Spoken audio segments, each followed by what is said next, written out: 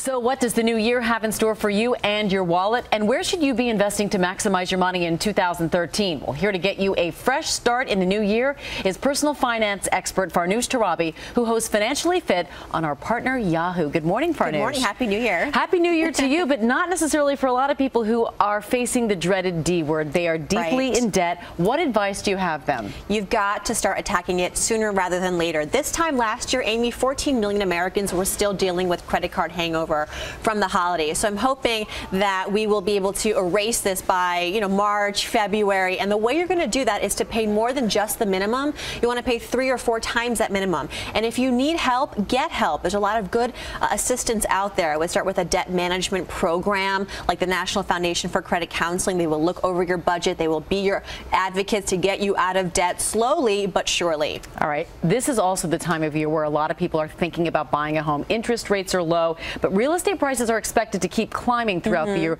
What do you think people should consider when they're looking to buy? Okay, so you want to have all your financial ducks in a row. It's very tempting to jump in because we're seeing interest rates low, and then there's the expectation that they will rise by the later part of this year. So people think we have to act fast. But you really want to make sure that you have a steady job, that you have a good credit score so that you can capitalize on these interest rates, and that when you're buying the home, it's not a knee-jerk reaction to a headline. It's that you want to actually stay in the home for 5 years or 10 years. So really be prudent before jumping in. All right. Also, the start of the year, millions of workers are now picking out their benefit choices for 2013. It's a very confusing time. So they're deciding how much of their salary to put into healthcare flexible spending accounts. They're facing new rules with healthcare reform.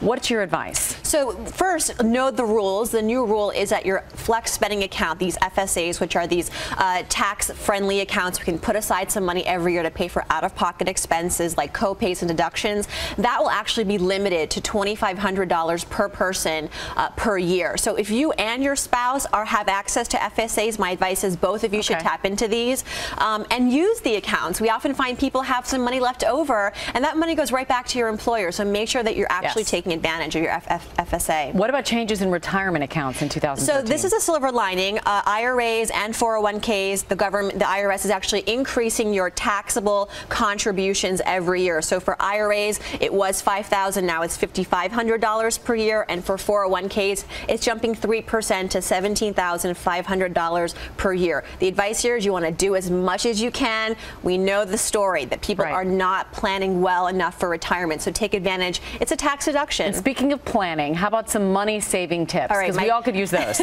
My biggest tip for anyone who is trying to erase debt, save more, is to stick with cash. Credit cards are very convenient, but cash limits you physically and also psychologically. When you pay with cash at the restaurant or at the department store, it hurts more. It hurts, exactly, and that's a good thing if you're trying to get into that behavior of sticking to a budget and getting out of debt. Words of wisdom. Farnoosh Torabi, thanks so much for being with us, and Happy New Year. You too.